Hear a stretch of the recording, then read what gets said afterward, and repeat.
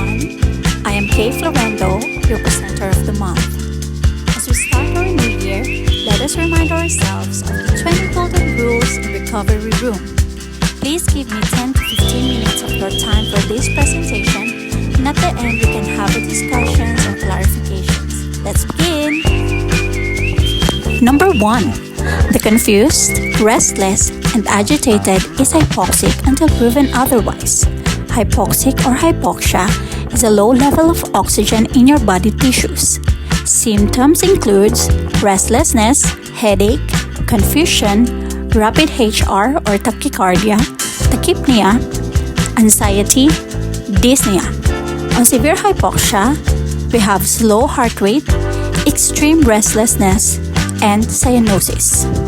How long can a person survive oxygen deprivation? 0 minutes, loss of oxygen. 1 to 2 minutes, brain damage may begin.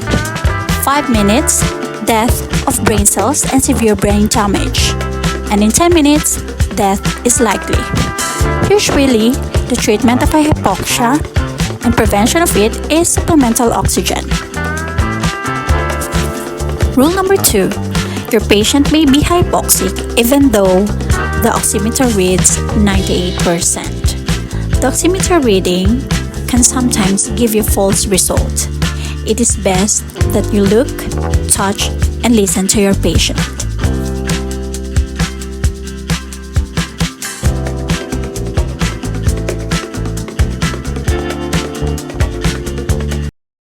So in rule number 3, never turn your back on a patient. Right. As a nice professional, you are your patient's advocate. The word never turn your back to your patient. Good phrase for every nice professional to stand by your patient, listen to their concern, be by their side, and advocate for them. Anything they say, the patient, like the customer, is always right. So you, the advocate, you have to stand by their side and do the right thing as far as your professional nursing is concerned. No patient, there's no nurse. Thank you. In addition to rule number 3, unexpected things could happen very quickly to a patient. May they be stable or unstable, better be ready and very keen when assessing the patient. Rule number 4. The blood pressure does not necessarily fall in hemorrhagic shock. Hemorrhagic shock is losing a significant amount of blood called hemorrhage. Blood carries oxygen to the organs and tissues. When a person sustains a heavy blood loss, the body shuts down as there is insufficient blood to bring oxygen to the organs. And usually, blood pressure drops after 30 to 40% of blood loss, which is in stage 3.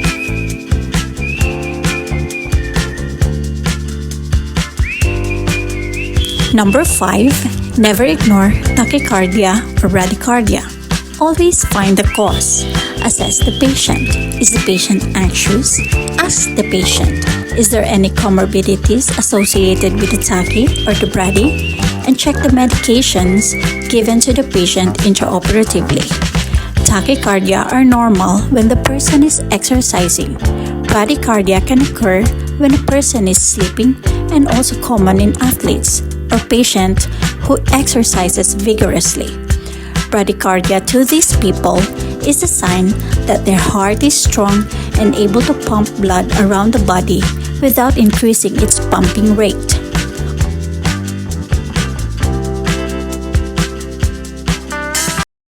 So, in rule number 6, what can you say about post-operative hypertension is dangerous? What can I say? Yes. Can I borrow that one? So, post-operative hypertension is definitely dangerous because having high blood pressure after operation can predispose bleeding. It can predispose, you'll be high risk of developing cerebrovascular accidents or myocardial infarction. It is very, very dangerous. There are different, like mu score, normally mu score. For a mu score for maternity is very, very dangerous. They've got different parameters as different to the new score. But otherwise, all should be treated because, as I said, it can predispose commonly bleeding and other organ failure eventually. Thank you. In rule number 7, never use painful stimulus to rouse your patient. Sternum rubs out. It's too hard and can cause unnecessary discomfort and potential injury. The alternatives are gentle methods like pinching the earlobe, applying pressure to the nail bed when attempting to awaken a patient with minimal response, supraorbital pressure, and trapezius squeeze. Number 8. Nurse comatose children on their side in recovery position. Unconscious child who is placed on their side with their body positioned in a way that helps keep their airway open and allows any fluid to drain from their mouth. This prevents choking by ensuring any vomit or fluids can drain from their mouth and not obstruct the airway.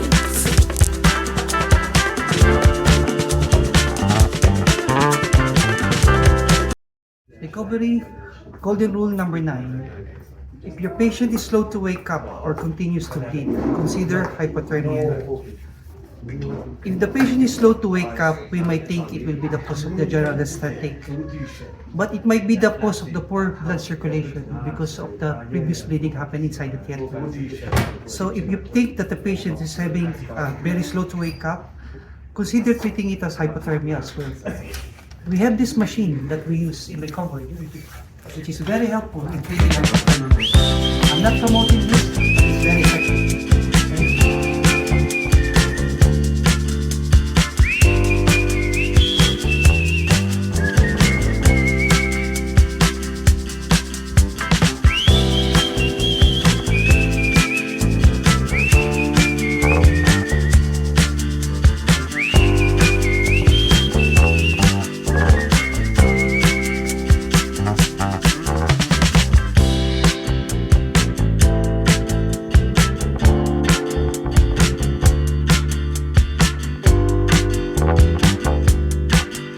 Patient remove their airway when they are ready to. Normally, patient if do these things will be, we can sure is more awake. They are very strong to just to take the airway out. If they take themselves, that's meaning they are fully awake and doesn't need to do anything anymore. I think airway would be very good supported.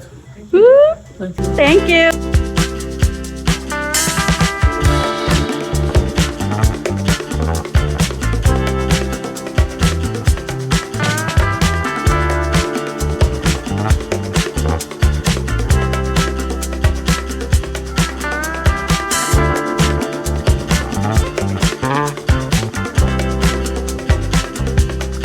Number 13. The opioids are not necessarily the cause of hypotension in stable post-operative patients. Not all the time. Opioids is not all the time the reason why there's a hypotension with stable post-operative patient. One, sometimes it's caused by intraoperative bleeding, which is why we ask for the estimated blood loss of the patient, so we can estimate how much blood loss that they have. Number 2, the general anesthetic agent use, which can cause vasodilatation, which can cause hypotension as well with stable patient. And number 3, the time of fasting. If they are fasted for too long and they are nil by mouth for long periods of time, which affect their tissue perfusion as well. So those are the 3 reasons why I think it affects hypotension. It's not only opiates. Thank you very much. Number 14. When giving drugs to the elderly, start by giving half as much, twice as slowly. Please pay particular attention when giving opioids. This is mainly because elderly veins have thinner skin and fragile veins. Older adults are often more vulnerable to the adverse effects of opioids and other medications due to alterations in metabolism associated with aging. The most important effect of age is reduced renal clearance as well. I am Judith Palmer. In looking at point number 15, where it says, if you do not know the actions of a drug, then do not administer it. Instead, you should seek help from a senior member of staff. I'm here to speak about that point. Yeah. As a nurse, it is crucial to understand the action of a drug before administering it. And it's for a number of reasons. One, we're looking at patient safety, the proper dosage and timing, identifying contraindications, monitoring and managing side effects, ethical and legal responsibility, and also professional accountability.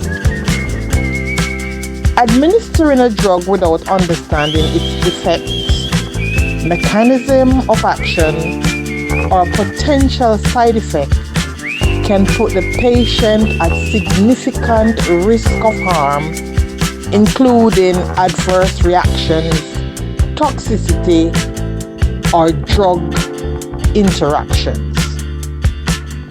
So, by seeking help when anyone is unsure, you demonstrate responsibility. You enhance your own learning and protect both yourself and your patients from preventable harm.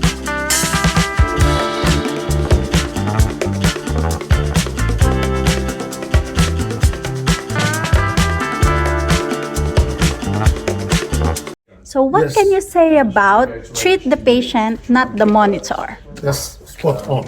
If you say treat the patient, yes. The monitor is only a device. The patient is your focus. What do? The device is there to aid you on your knowledge about what the patient is going through. So you look and listen and touch. That's the basics of our nursing, profession. So once you are doing that, and the monitor is telling you something different, you can confirm it by looking, listening, and touching. And the monitor can wake you up if you're not sure of something. Thank you. 17. Cold hands may be a sign of hemodynamically unstable patient.